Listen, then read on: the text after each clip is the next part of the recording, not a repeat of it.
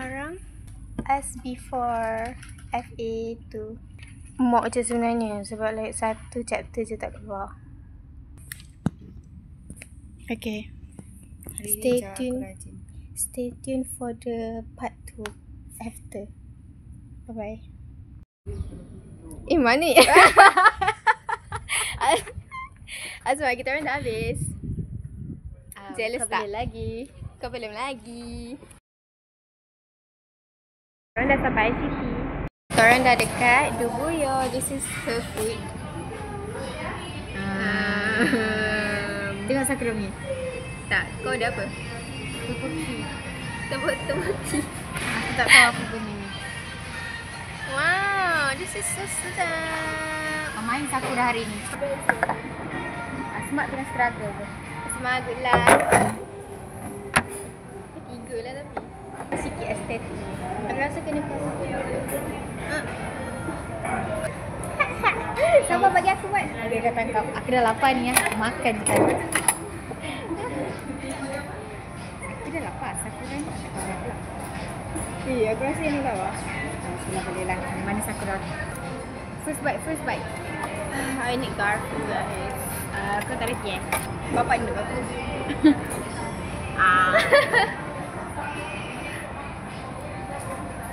Tutup tak apa? Tutup lah tu. Habis story lah. Teman Dina shopping baju. Aku nak bogel. Oh my god, dia nak pergi YPXP bogel weh.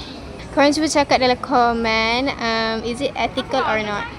Dina pilih baju apa? Ni hasil tangkapan kita orang hari ni. Cantik nak mampus weh. Yes. Apa nampak ayah aku je. Sakura palsu aku beli. Bertambah gula ya Dina.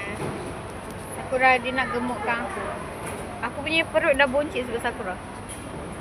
Ya, mana ada? Engkau yang makan. Aku suruh je. Kau suruh, kau paksa aku. Dia threaten aku weh. Dia kata kalau kau tak makan aku tumbuk kau. Kau tak aku minum. Aku terpaksa. Dia menipu. Aku blink twice.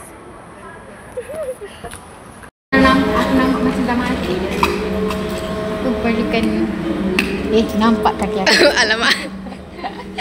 Tak apa, kaki bukan orang. Oh my god, we are looking cute today. Tapi the glare is glaring. Oh. Weh, muka gini.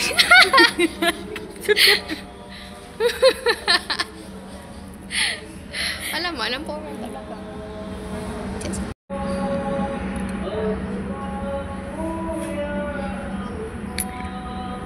Wow. Kepala aku besar. Aku rasa macam kepala aku dented tu.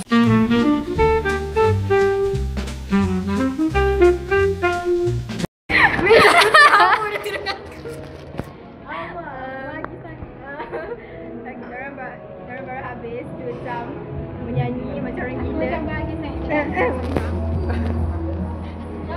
Hello. Testing.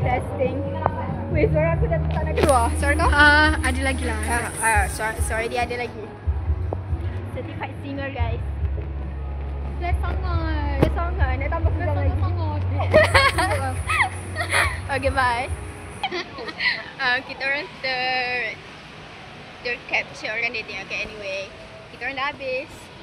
Dari pukul berapa tadi? Pukul 10 pagi sampai pukul 6. Isik. Baru ingat. Dina, kau spend berapa? Aku risau.